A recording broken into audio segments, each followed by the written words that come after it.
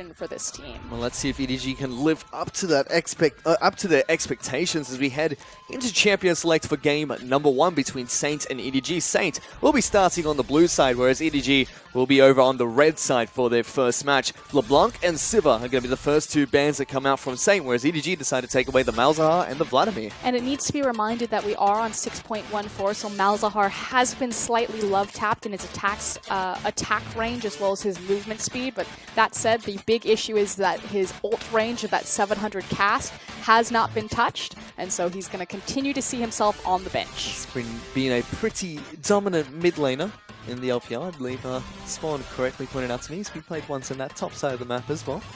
He is a bit overtuned, we'll say. As Shen is going to be the final ban that comes out for Saint, and still waiting for EDG to decide what they're going to ban last. It should be noted that Saint did not ban away the Gangplank. Now, Gangplank is played very heavily by Pawn. He's very well known for it. But likewise, Mouse has also been playing a ton of Gangplank behind the scenes. So it is definitely a flex pick, and a lot of teams have been respecting this. For now, though, EDG do go for the Braum ban, which they normally decide they like to first pick when they're on blue side, so they do not want to give Saint that opportunity. Yeah, no surprises that Rise isn't hitting the board just yet. He is adjusted against 6.14. We haven't seen either team really look his direction, and we've definitely been seeing him missing on the red side ban list. So I like EDG kind of expanding that and kind of hitting the 3, I'm going to say top tier picks in Vladimir, Malzahar, and Braum. Well, then we'll have to see what Saint decide to go with their first pick. Lots of very strong junglers are still left up and available. Rek'Sai, Hecarim come to mind to start things off. Akon is actually covering over the Kog'Maw, which we did see first picked by LGD in both the matches they won yesterday, and was picked 4 times out of the 5 games we had in total. It seems like it's been a little bit more of a contested pick in the LPL as well. Kog'Maw is definitely flavor of the month right now if this does get locked in. Even as a priority pick, we saw LGD do that yesterday for Imp, and it will be locked in for XQ here. He is known as a legacy Kog'Maw player, so very comfortable on the pick. My only issue with Kog'Maw is his build path, but this seems to have been alleviated with the Wits End adjustments. But I don't want to see a Rage Blade so early on in the build rotation. I believe Rusty would agree with you. Yesterday we saw, I believe it was Imp that decided not to go with that Rage Blade, went for the Blade of the Ruin King as his 3rd item instead. Yeah, and it's a lot of on-hit mixed damage, which is very hard to itemize against. Likewise, we're having a lot of hard CC or disengaged champions in the meta right now, so it naturally makes Kog'Maw very acceptable to pick up because it's hard to reach back there. We saw a lot of the damage that Imp was doing yesterday, and you're still looking across from Deft, who's also very well known for his Kog'Maw, so you have to suspect that EDG could also look towards that as a power point. Well, EDG do pick up their first 2 champions in game 1 here, which is going to be Alistar and Gragas being locked in as their support, and most likely the jungler for Clearlove. I always love to see that EDG continue to prioritize the Gragas. I feel like he's being slightly overlooked by a lot of the other LPL teams. Gragas' ability to break the mid lane freeze, as well as really disrupt low mobility AD carries like Kog'Maw, can never be overestimated. Well, let's kind of take a look at what Saint can be picking up. I believe yesterday we saw a lot of team compositions that went not so much around protecting the Kog'Maw, but adding more threats so it's harder to deal with the Kog'Maw because there's so much damage coming out from the lineup. We'll have to see what Saint decides to pick up. There was definitely still a priority on getting that Shen to protect Kog'Maw as well as disengage champions. I'm going to say Malzahar was used in that sense just because of his area of control with the Rylai's and his W, as well as Trundle support being looked at. So yes, I'm not going to call them a strictly protect the AD carry composition, but they were certainly trending that way. And Saint are actually doing the exact same thing. Well, Saint actually do lock in the Tahm Kench, and Poppy's going to be picked up for Saint. Most likely going to be played by Acorn, who's had a couple of games on the champion already. I know Raz is a big fan of this one, but we're going to be seeing Acorn play that one again. Again, 6.14, so adjustments have been made to Poppy. She gets a bit more trading health back in terms of her shield having adjustments as well as her W making her a little bit faster. It just makes the individual matchups a bit nicer. So you can take her a bit more confidently. Again, though, this is kind of a protect the AD carry composition. You have Tahm Kench there going to the support position, able to reposition this Kog'Maw, as well as the Poppy with a massive displacement ultimate. And there's that gangplank you were talking about, Frostgren, being locked in for EDG. We'll have to see if that's going to be Mouse or Pawn playing the champion, but they also take Twitch for Deft. Hyper carry meets hyper carry. Deft is comfortable on both the Kog'Maw and the Twitch. We talked about, yes, it's a comfort pick for XQ, but it's definitely also a denial pick against Deft, one of the champions that he made his career and reputation on. So Saints still looking for their final 2 picks. I also really like Gangplank as kind of an answer to Kog'Maw. Okay. Simply because Kog'Maw, he's a turret. He likes to sit, he likes to spit. If you drop the ultimate, it pretty much guarantees damage reaching into that backline and makes it very hard for little Koggy to just sit there and output his maximum amount of damage when all these cannons are falling on his face. And we see Gangplank actually picked a lot into champions that are pretty stationary. Maltahar comes to mind as well, who has hit the bench for this game. As Saint are looking to pick up their final 2 picks in Champion Select, and it looks like we're going to be seeing some Aurelion Sol here today for Oscarin, as well as the Kha'Zix. I believe this is the first time that Aurelion Sol has appeared in the LPL, and it's going in the hands of Otto. I shouldn't really be surprised. Yan Gun, now Otto, is known as kind of being a... he relies on gimmicks, I guess. Like Zatai would very often shift his champion pool to be kind of cutting edge of meta and catch a lot of mid laners off guard because they didn't necessarily know how to deal with the matchup. Well, EDG now have their chance to respond to this Aurelion Sol, which should be in the mid lane. Okay, this is perfect now. I would love to see Pawn lock in the Twisted Fate. We already talked about how Gangplank is used as a flex pick. A lot of people thought that the Gangplank was actually being banned against Pawn. Yes, he can play it, but Mouse has been kind of the big Gangplank player so far on EDG, at least behind the scenes. Aurelion Sol excels in pushing lanes and then using his absurd mobility to roam and gank the rest of the map, which is why it's so genius for EDG to look towards Twisted Fate. And that's what they're going to be locking in the mid lane for Pawn. So we're going to see the Aurelion Sol taking on the Twisted Fate in the mid lane. Mouse will be taking the Gangplank up to the top side of the map against Acorn's Poppy. Yeah, so far you have effectively a protect the AD carry composition with 2 other damage threats in your jungler, as well as your zone control of your giant dragon there in the mid lane. And then on the other side, you have a very stereotypical and staple EDG composition, a lot of semi-global presence between the Gangplank and the Twisted Fate, and that should all be targeted directly at that bottom lane to make sure your Twitch gets a good snowball ahead of his itemization. Well, no, who better than Deft to do exactly that? He's been a big playmaker for EDG and has picked up multiple MVP performances as well on their lineup. Saint, with an unorthodox team comp, you could say, are looking to try and see if they can upset EDG in this first match, and we'll find out if they can do just that as we head onto Summoner's Rift for game number 1 between Saint and EDG.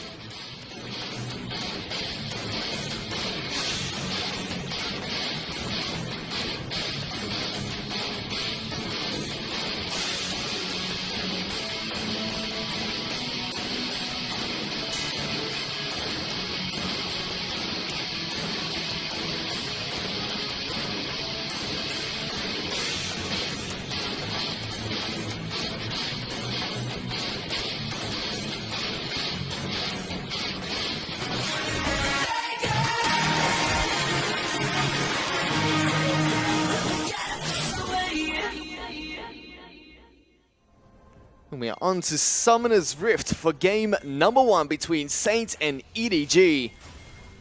And it's for Oscarin, Aurelion Sol making his debut in the LPL. I believe the last time I've seen him play was during MSI when CLG picked that one up. He's had a bit of global and international play. He's kind of, I was talking to Last Shadow about this.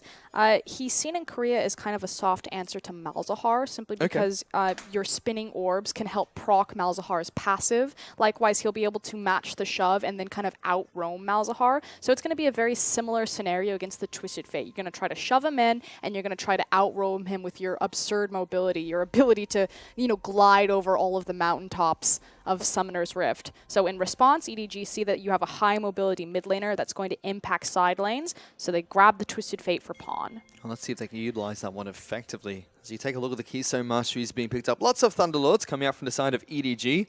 Aurelion Sol picking up the Storm Raider's Surge, so if that was not an already mobile champion, he's going to be running pretty fast now.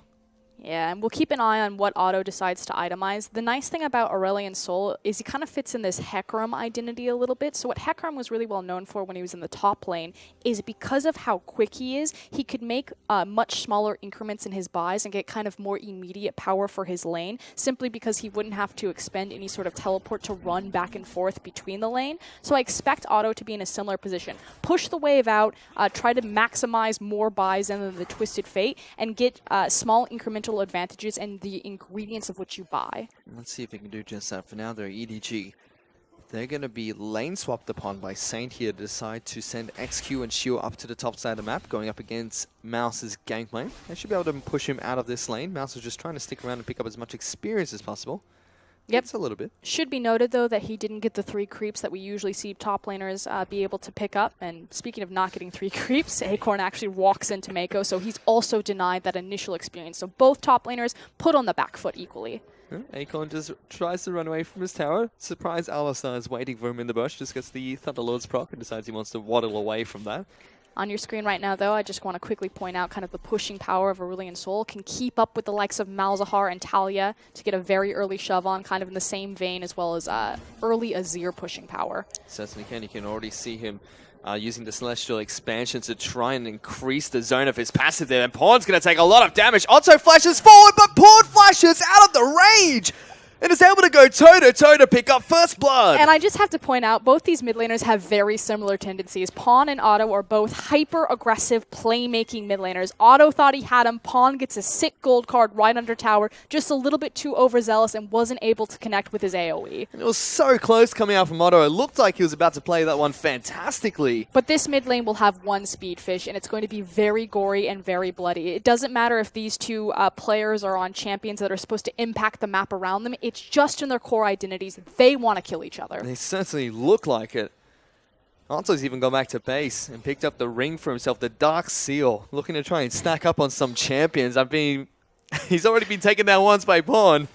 He's going to have to try and pull that one back a bit now. And big thing is the fact that Pawn still has that ghost available to him, so only expended 1 summoner in the exchange, whereas Otto has burned both of them. So also can open himself up for some ganks here, which is why we see Clear Love as well as Deft making their way up into the mid lane. Yeah, Twitch trying to see what he can do here. Actually goes invisible, trying to get behind the Aurelion Sol. Ghost being used by Pawn, does get the stun card down. Chimin's here though, trying to see what he can do against Deft. He's taking a lot of damage, will fall down. Chimin has to actually flash away, but another gold card gets pulled by Pawn, throws out the wild cards, but it's not enough. Clearlove was trying to tank up that turret. EDG lose their AD carry. Great response from Saint to recognize that EDG were about to push down the tower, would disappear into Fog of War, and so Chimin makes sure that he's available for the counter gank.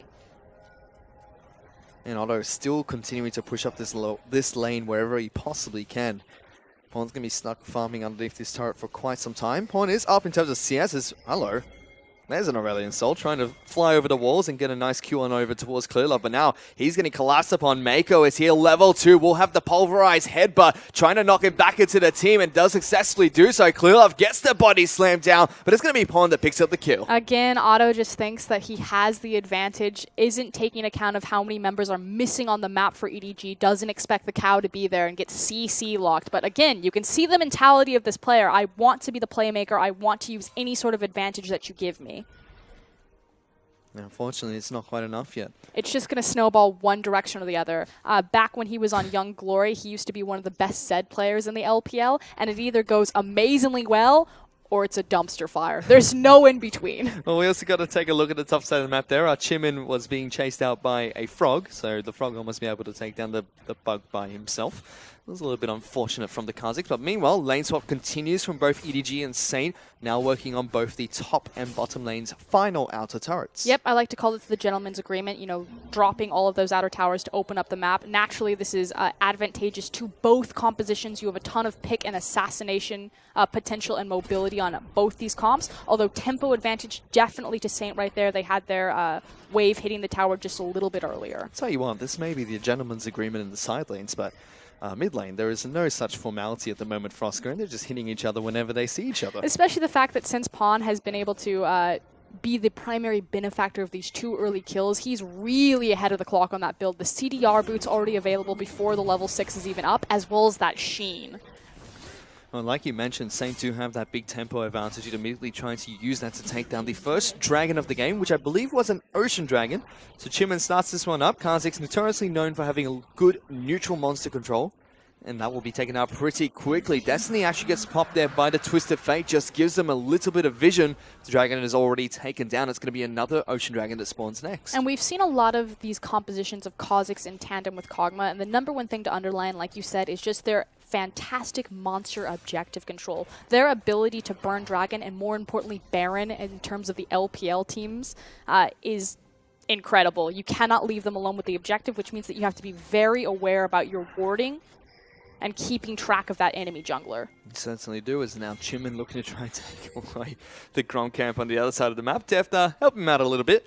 He looks like he wants to try and freeze this wave as close to his turret as he possibly can. XQ and Shield now making their way close towards the mid lane. Shield actually does spot out the pink ward, gives it over to XQ. Because the issue right now is that Twitch has a deep freeze or is holding that wave very close to the tower. So right now, XQ actually doesn't have a place that he can safely farm. He's competing for resources with his mid laner on Aurelion Sol. And obviously, if your AD carry and your mid laner are in the same lane, they're pulling resources away from each other. So the longer that XQ and Otto are kind of roaming the map, figuring out where to farm, the farther ahead Deft is going to be for EDG. And that's something you definitely do not want to happen for EDG. Getting Deft ahead is quite a disaster, to be honest. This is why I think Gragas is so important. Right now, Saint, the only play that they have is they're going to invade and contest all of EDG's buffs. This is what they're punishing, the fact that you are holding the waves. Well, guess what? We're going to make your jungler punish instead. But they have no way to really break the freeze. Gragas is so important because if someone holds a wave like that, you belly bop forward, swoop them off the tower, and then immediately transition that into a kill. They don't really have a lot of tools on their comp to force objectives or to siege at this moment, which means EDG get to slow down the pace of the game and start stacking up farm on their hyper carries and Gangplank and Twitch. They're doing just that. You can already see Gangplank holding the wave on the top side of the map. Now XQ is able to successfully push the wave in towards the turret. XQ just eats up the cogwheel, spits him out backwards away from the angry cow that was trying to collapse on towards him. The only play that they have is they can try to gank Pawn here as he comes back into the lane, or dive bottom. But diving an Alistar, even though he's only level 4, is still incredibly dangerous, especially when they don't have eyes on Clear Love. It certainly is. You can actually see Akon was one looking for that gank. Now it's Chimin that's going to try and jump in. Pawn going to be using the Ghost. You can already see the Voice of Light coming out from Otto, but it's not enough to slow Pawn down. He just scuttles away from the gank.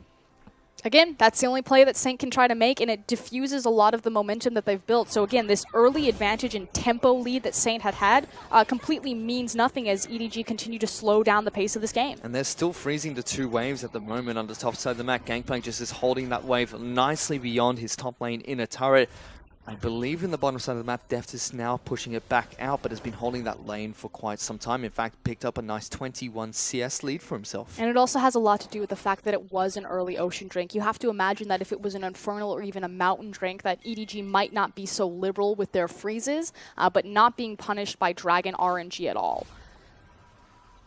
This is very reminiscent to how Team WE play the game. We compliment them a lot that they're excellent at minimizing losses on the map and slowing down paces of game to accumulate farm. I believe this is something very similar to what they did in a couple of their matches against Ime as well. They do this about every time, but Saint, again, getting desperate for a play. They're now looking topside, although they are spotted out by a lot of deep, I'm not going to call it deep, kind of shallow vision. It's deep to catch Aurelion Sol making these rotations.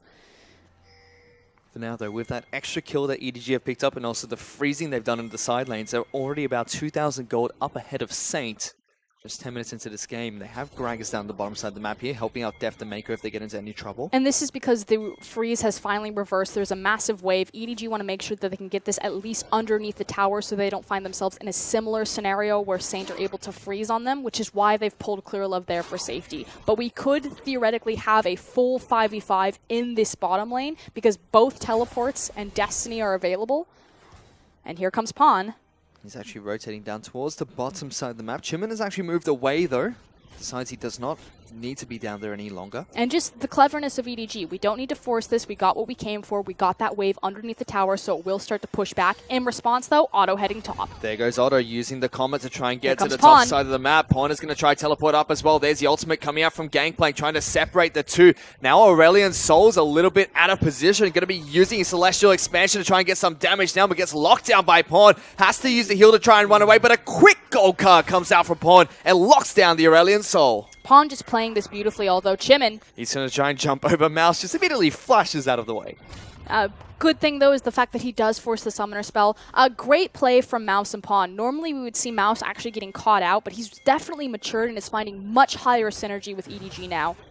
Certainly is. This pawn now looking to continue chasing down Chim, and he leaps away to the safety of his turret, but it looks like now it's Akon who's in trouble, doesn't have his ultimate available anymore, pops the W, Mako tries to get the headbutt, as there goes Clearlove, gets the double combo delivery system into Mako, who just headbutts him back into the team. Just ping-ponged around the map like crazy, and again, it's because Acorn was trying to freeze the wave, EDG pulled their resources, they already got the bounce back bottom, so now it's time to bounce back the top side, but with making a pick like that, they could get some chip damage onto the tower or try to threaten mid. For now, though, it looks like they're just going to be pushing that wave in on towards the turret. Shields up on the top side, just helping Acorn out, trying to manage this wave as well as they can.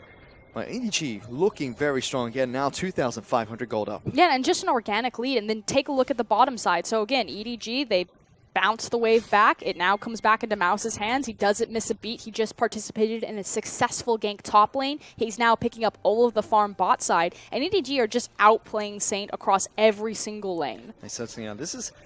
You know, we kind of expected this to happen between EDG and Saint. EDG are at the top of the table, Saint at the bottom with only one win at the moment. But it's the stereotype about how people expect this to happen in the LPL. Normally, when you look at an LPL game, the mentality is it's going to be brute force on raw talent, the ability to out 5v5. EDG are just being smarter about their map and their side wave control to accumulate these organic leads and to open up these plays.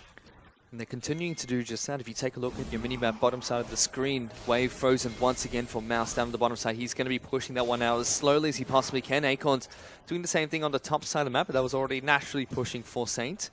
As they're actually grouping up in towards the mid lane here. Yeah, and we need to quickly check into itemization as we're grouping around mid as well as this dragon. The Ghost Blade has been complete for depth, which means that his assassination potential is very high on this Twitch. It should be noted, it's another Ocean Dragon that spawns here as the second dragon of this game. Saint will be able to secure that objective, so at least they have that going for them at the moment. That said, Ocean Dragon, not the greatest prize, but that Mountain Drake coming up will certainly be a big trigger button for EDG. They certainly do not want to lose that one, especially this late in the game when it really takes priority in helping shove down these inner structures. Well, let's see if they can test for that one when it comes up in about 6 minutes from now. So 20 minutes in is where EDG would start to look to try and get towards that pit. As we can take a look at the items that have been picked up very quickly here, you can already see Lichbane completed for pawn very early on. Yoma's Ghostway coming out for depth, so big power spike for the Twitch already, and Trinity Force coming out for Mouse as well. Aurelion Sol on the flip side. Chimin, he's got his Hextech Revolt as well as the Catalyst Protector. There's an invisible Twitch trying to chase down XQ, slows him down. There goes Mako, immediately shield, eats up the Cogball, but the Destiny's coming in to the backlines, gets the stun on towards the Tahm Kench. Lots of summoner spells being blown, but they're able to push them away from the tower. Now EDG can try and push this one down. And it's EDG recognizing that their ability to bounce the waves, they've gotten item advantages. They're superior, they're simply just stronger right now. You can see that very clearly. You've got boots completed on XQ's Kog'Maw. You have a full item lead on Def's Twitch. They know that they're stronger. They're either going to try to force the fight. If they don't get it, they've prepped the objective and they're going to take that anyway. They certainly are. Now they're at 4,000 gold up at the moment. It's only 15 minutes into this game. Frosker and EDG, they've just been running Saints all around the map and making them play their game. You never want to call a game so early, but EDG pretty much won this as soon as they were able to bounce their towers, unless Saint can hold out long enough to where this Kog'Maw becomes a viable threat. But even then, EDG have enough answers late game to answer anyway. It's a very scary scenario for Saint. They have quickly lost complete control of this map in this game. EDG have full control of tempo. What they say goes. Well, we can check with the items that have been completed by the two teams. So you can already see Aurelion Sol picking up the Hextech GLP 800. If you don't know what that does, it throws out a few frosty things at people when you use the item. I built it on Oriana. It's an interesting choice of an item. We haven't really seen that one too much. I haven't seen it actually competitive play recently. So helps him with his offering of soft CC, as well as works in tandem with his spinning orbs of death. The center of the universe. Not going to comment too much on it. Let Otto do him. For now, though, EDG looking to try and take down Rift Herald, which Clearlove will be able to take down. I believe he was also the benefactor of the buff. Def was looking to try and get towards the top side of the map. In fact, Destiny being used to get up here. Acorn does Mako. get stunned up. Mako looking for the headbutt. Pulverize. Nice. A good ultimate does come out from Acorn, but Clearlove just follows up and alley-oops Acorn straight back into Def. The rest of Saint were looking to see if they could start a fight, but they've already done the damage to Saint by taking down their top laner. Fortunately, though, for Saint, they do manage to stave off EDG from picking up another inner turret. They need to respond to the wave that XQ has built down here, so this little pressure point. But again, this is just the power of EDG's composition and why I think LPL teams are overlooking Gragas too much. His ability to break freezes on towers and to threaten underneath them cannot be matched. On top of that, Clearlove just makes it look like the combo of Gragas is just easy to pull off. Looks like a point-and-click ability the way he uses the Flash Body Slam into ultimate. The cohesion of the team right now is beautiful to watch. You know, there was questions about how well Mouse would be integrated, especially making a role swap from support back into the top lane. Naturally, he did play in the amateur scene a little bit, so it wasn't like he was brand new to top lane. But just automatically, the cannon barrages are coming through. Mouse is no longer getting caught out where he once would. He's looking a little bit better in the 1v1 scenarios. So across the board, this EDG roster just looking better and better, and it's like Rusty said yesterday, we're coming to the point in the LPL where it's about refinement. EDG have definitely been trying to do just that. Even Mouse picking up more of those carry-oriented champions like the Gangplank, no longer sitting on the tanks and the utility-esque champions for his team, looking to try and make his mark, and he's been doing that a few times in the LPL as well. And we're really starting to see why Gangplank was such a heavy ban against Mouse on this EDG lineup. Even before Pawn rejoined the squad, his ability to use that ultimate at key times and place it beautifully. So now we're actually going to see EDG try and contest for the red buff that Saint will be able to take down. So Chiman picks that one up for himself. No smite was available for Clearlove while they were contesting for it. Next objective on the map is going to be this dragon spawning in 1 minute 20 seconds. Again, it is going to be a mountain dragon, so much better for EDG at this point in the game than the 2 ocean drakes that Saint have managed to acquire. Likewise, that mid-outer tower still standing. So I have a sneaking suspicion EDG are going to make their backs, pick up their pink wards, move their vision around this mountain drake, take a fight, and then either snowball directly into Baron or snowball into pushing down 2 mid towers. So do or die for Saint right now. They cannot afford to lose another team fight. If they choose to just sit this one out, give away the objective, I think that'd almost be best. Speaking of Baron, that's going to be coming back up in 50 seconds, or coming up for the first time in 50 seconds as we approach 20 minutes into the game. The Mountain Dragon will be up in 30 seconds as well. EDG now have good control over Summoner's Rift, so definitely one they could set up for quite nicely against Saint here. And here they go. Straight on top of Otto, cancels his Comet there, and immediately the Gangplank ultimate comes out on top. Pawn picks up the kill. The Voice of Light's going to do absolutely nothing, and they collapse on towards Saint's mid laner. Yep, that's the pick that they needed, so this dragon, if it wasn't free before, it certainly is now. It looks like that's the objective going to be moving towards first. It's up in 7 seconds. Clearlove already using the Raptor Sense to clear out as many wards inside of Saint's jungle as possible. Chiman doing the exact same thing with his own Raptor Sense, but they've started on towards this Mountain Dragon. Clearlove going to tank this one up, and this should fall to EDG. Someone does need to respond to the building wave on the bottom side of the map, though, so EDG will have to tend to that eventually. Pressure point and advantage for them on the top side. So again, they got the Mountain Dragon. The second part of this is now making sure that they can break that outer mid tower. Let's see if they can do just that. You can already see big items coming out for EDG already. Mouse has completed his Yomu's Ghostblade.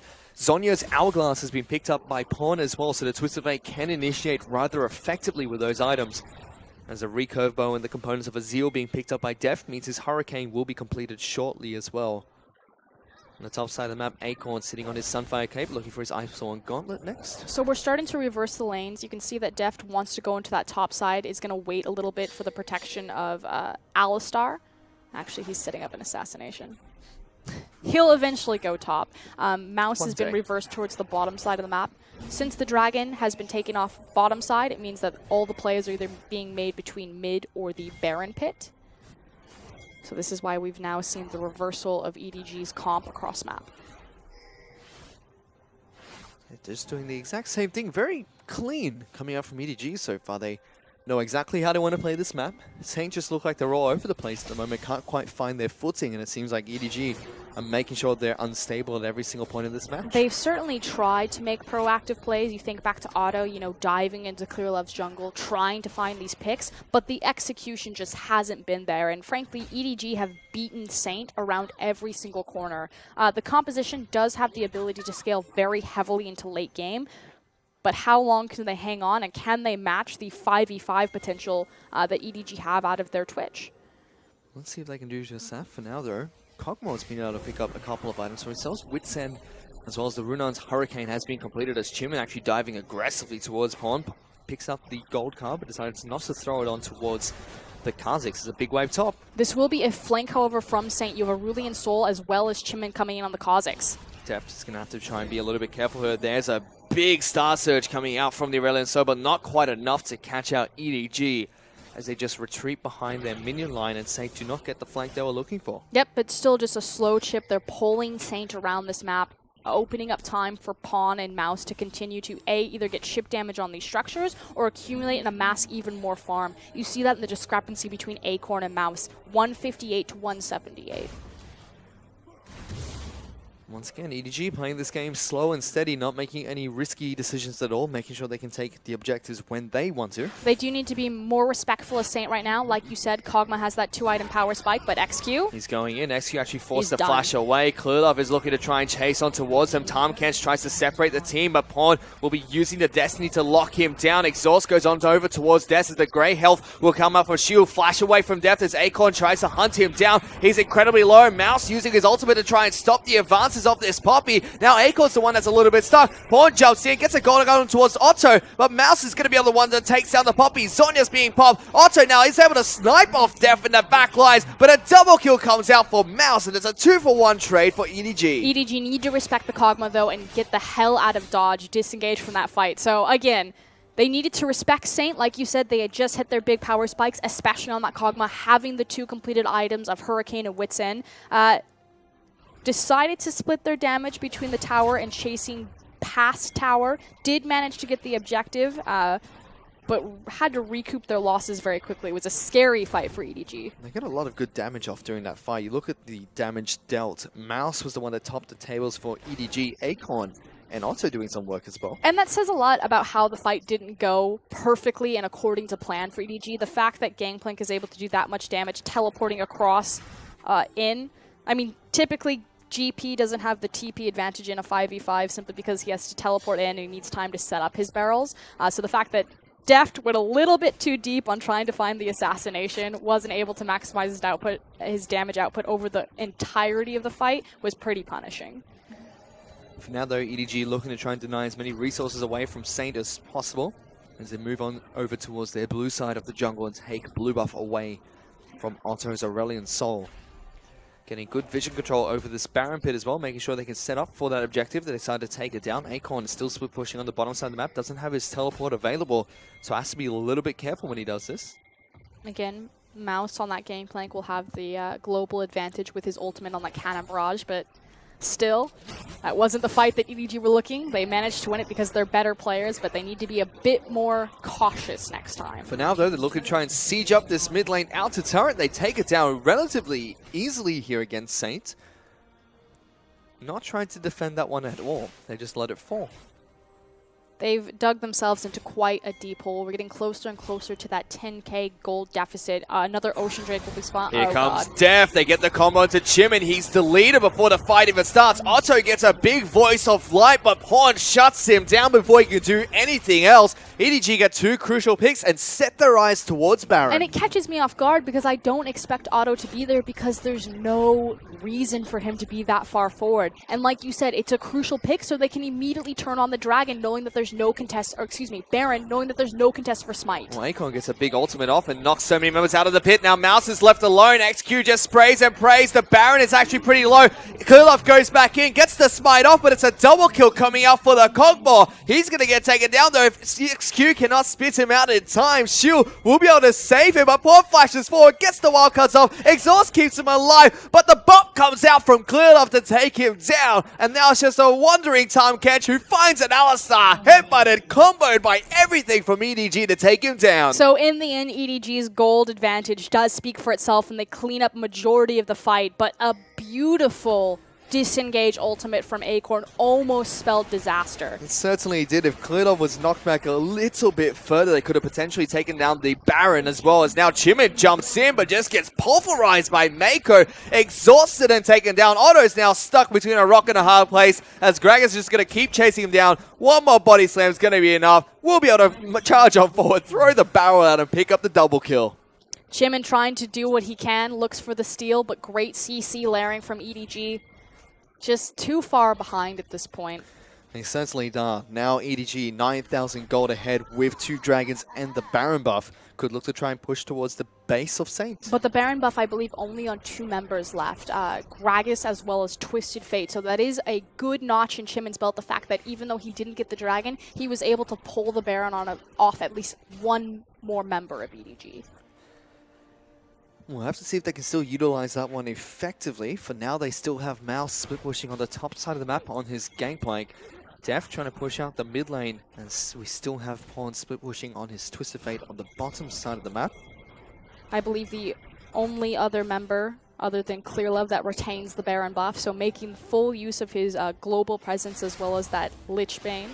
As here comes Clearlove, moving down towards the bottom side of the map. You can see the Destiny's being popped as well, trying to see if he can get the backstab on towards Chimid and Otto, but they do retreat on towards their base and the safety of their turrets. The true goal and target right now for EDG is that inner mid tower. They're just making sure that they're creating multiple pressure points to catch Saint cheating through their own jungle to get in position for these creep waves. Now though, EDG want to try and take that final inner turret, which is the mid lane inner turret. That gets taken down so quickly by the 5-man EDG, and the Baron up minions now pushing on towards the mid lane inhibitor turret.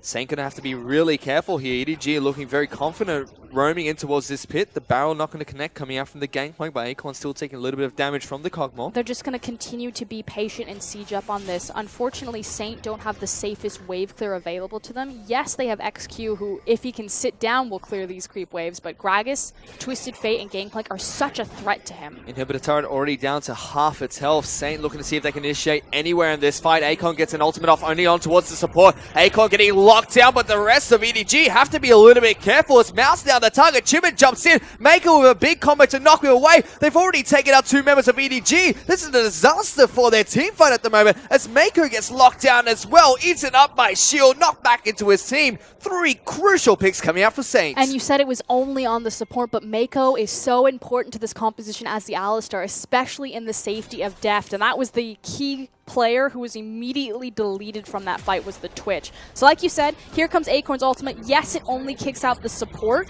but again, he's that primary disengage other than the Gragas cast, which means that all of Saint's hyper damage then unloads on 3 members of EDG, turning this very quickly in a 3v5 scenario. I was so close to taking down Mouse as well. That could have been a 4-man pick coming out from Saint. They are able to take down 2 turrets, or 1 turret for that so far, as Otto will go aggressively forward to try and take down the mid lane inner turret. Gets a Voice of Light off, but will get taken down by Deft. Pawn immediately using the Destiny to close the distance against Chimid, who is forced to hop away and flash away from the Twisted Fate. And does get eaten up by Seal to get back to safety, but still, EDG, they're able to get a pick off the back of them. They did take down the mid lane inhibitor turret before that fight. This damage graph says it all, though. The fact that Deft, 0 damage dealt to champions. If that Twitch is doing damage to champions, completely different story. So EDG, reset, protect the AD carry, we're fine. And they move on towards the mid lane inhibitor, which they are able to take down. Still 9,000 gold in the lead as that one falls. Do you got the last hit? No, I got it. Def's got to do something. If he's not dealing damage to champions, he might as well take down those structures for us, screen. They're delegating the task of the team at the moment. I can see that. The 4 of them do damage, Def kill turrets. Well, they do need to reset their map. The Baron buff has fallen off all members, or was, I guess, picked off all members. And we're now looking back towards this Elder Drake, although it will be 1 more Dragon spawn before the Elder Drake, I believe, as well as the next Baron rotation in 2 minutes. So resetting the map, amassing 1 more item buy possibly across the board, and looking for another big 5v5 before ending this game. We can see the big item pickups coming out from both teams. XQ going for the Blade of the Ruined King as his 3rd item on a Cogmore. Does have another Rage Blade, so that should be the Gwyn's, not a Rage Mage, sorry, the recurve bow, so that should be the Gwyn's Rage Mage being picked up as his 4th item if he gets to that stage in the game. Aurelion Sol looking towards his Zhonya's Hourglass. Pawn is massive with his Rabadon's Death Cap and Void Staff pickup since we last checked in with him. I very much agree with Rusty in terms of the Rage Blade pickup, is that it's more of a luxury snowball item than it should be kind of a 4th item. It just really doesn't fit very well in your buy path, and the issue is that the 2 ingredients, although as I say this pawn, is that the 2 ingredients don't really work together for an immediate power spike. It's a lot of upfront cost. This is scary. Pawn looking to try and see if he can get the jump on towards Acorn. Does absolutely no damage to that Poppy. That was cute. Acorn certainly making a case for Poppy's comeback in this game, though. Yes, they're still incredibly far behind. It's an uphill battle, but those 2 ultimates have looked really nice. He plays it well. He makes the fight a disadvantageous fight for EDG to start off and tries to capitalize on that the best he can. And that's the beautiful thing about Poppy, is you can't really put a gold value on the ultimate. Spawn says this all the time. And Spawn now in a trouble. Otto using the Hextech Bell to try and slow him down. Gangplank ultimate comes out. Zonya's going to keep Pawn alive for a little bit longer. He's still alive in this fight. XQ goes aggressively forward, finds a clear off. But Chimin's going massive in the backlash, but it doesn't matter as Death dealing so much damage. Gets the triple kill. Acorn's the only member left alive, and Death is trying to speed himself up to take him down. Mako jumps forward in towards Acorn, but it's the quadra kill that comes out for Death. And that's going to be the game for EDG. We said that fight would be completely different if Twitch was doing damage. Well, he got to do damage that time around. Beautiful collapse from EDG to protect Death from the isolation damage when Kha'Zix got back there. And EDG fumble a little bit in the late game, but it doesn't matter, as the result is still the same here for Oscar, and they're able to take down the Nexus tower to work on the Nexus to take game 1 over Saint. And actually, you never want a case where your AD carry doesn't do any damage over a team fight, but I'm not necessarily going to call that a fumble. They thought that they could play aggressive in that scenario because they wanted the objective. They knew how far ahead they were. I still like the fact that EDG are willing to punch first, ask questions later when it comes to moving along the pace of the game. That really felt like exactly what they did against Saints here today. Saints, they showed signs of life 2 minutes into the match, and everything just crumbled and faded as soon as Aurelion Sol couldn't get those 2 very early picks. And we talked about this. Otto and Pawn, they share very similar philosophies in that it's a kill lane or a very aggressive forward-playing mid laner. And unfortunately for Otto, it either goes terribly right or terribly wrong. Well, there was one of the big plays that came out for Acorn, knocked 2 people out of the Baron Pit with his ultimate. And at the same time, XQ got a good positioning off to try and get lots of damage now with his Kog'Maw. Chimin did another great job, which is also to be able to take down Mako and take away lots of the Baron power from the team. But at the same time, even though they got those 3 big plays, it still wasn't enough for Saint to come back into the game. And that's the thing. In the end, it didn't slow down what EDG wanted to do. Again, yes, Saint win this team fight, but EDG are so far aggressive because they know that even if Saint win here, it doesn't mean anything. At worst, we'll lose a single tower, but there's no Baron to be traded. So let's play high risk, or low risk, high reward League of Legends. They do just that. Finally, though, they look to try and catch up on a good Zonya's Hourglass. Another great Gangplank ultimate. We complimented Mouse for this multiple times in this match.